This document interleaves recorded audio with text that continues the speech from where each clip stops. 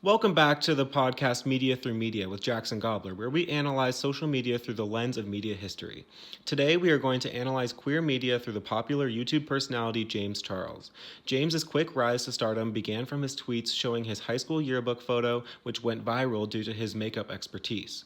He then went on to become the first male cover girl and now runs an extremely popular YouTube channel. His channel has become widely popular due to his transparent videos, which give viewers access to much of his personal life.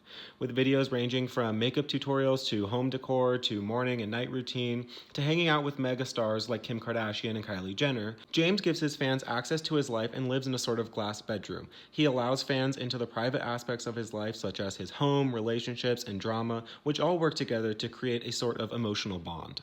While this sort of transparency and immediacy is largely popular and almost required in the new age of social media, I think that the reason James Charles has become so widely popular is through niche marketing.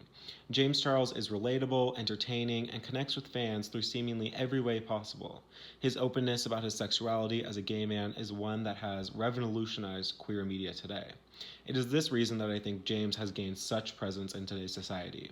He is a young, white, sassy, affluent online character that simply entertains audiences and also creates and puts forth new ideas of what it means to be gay and or queer during this time period.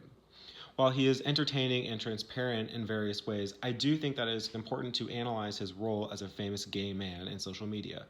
If we take a look back at the introduction of homosexuality in media, which began through the wide success of gay characters on primetime television in the 90s, we are able to see a lot of similarities that play into their success. While James Charles is a bit more flamboyant and seemingly non binary than popular gay characters in the 90s, there are a lot of similarities that I think allowed for their success. James, just as characters from the 90s in popular shows like Will and Grace and Queer as Folk, James is a white male who is young, relatable, affluent, and inclusive. James is a socially liberal and financially conservative man who has built a wide business and large popularity, just like homosexual characters in the 90s. These characters in the 90s and social media influencers such as James Charles today are relatable and introduce queer culture through mainstream media into the lives of those who choose to participate. In the 90s, these viewers were known as slumpies or socially liberal, urban minded professionals. Slumpies were people who used popular gay characters as a way to affirm their open mindedness. During this time, it was hip or sophisticated to partake and absorb queer media as a way to differentiate oneself and signal to others that you may be educated and forward thinking.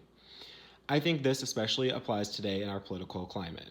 In a time with increased need and call for representation and equity, James Charles acts as a tool that people use to consume queer media. I argue that today, people use his media presence online to educate themselves and partake in gay media as a way to become more well-rounded in a society that is desperate for inclusivity.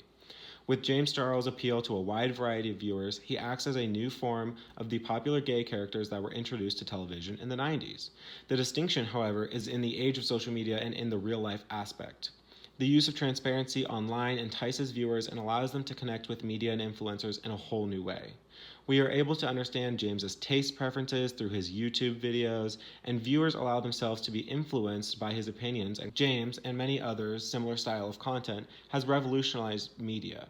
However, James Charles in particular has revolutionized queer media just as homosexual characters did on television in the 90s.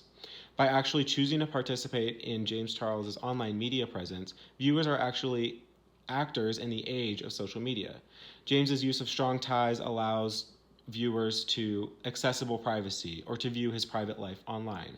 He also allows for conversation through his rhetoric in his videos, such as saying hello and asking fans how they are doing online. And finally, his emotional engagement forces viewers of his media to actually become actors in the sense that any way in which viewers are interacting with him are doing so deliberately. This choice and deliberate action of participation in his content allows people to feel as if they are open-minded and supporting of queer culture without actually having to do a lot. This form of passive acceptance is easy for people because, in general, it does not call for action outside the realm of YouTube and social media. James Charles's media presence has created a new slumpy class in the age of social media. This class is one that calls for social equity during a highly politicized time and values things such as financial independency and creation of a worldwide business. Well, that's all I have for you today, but check back next week when we will discuss how the use of the Bechdel test has transformed with time.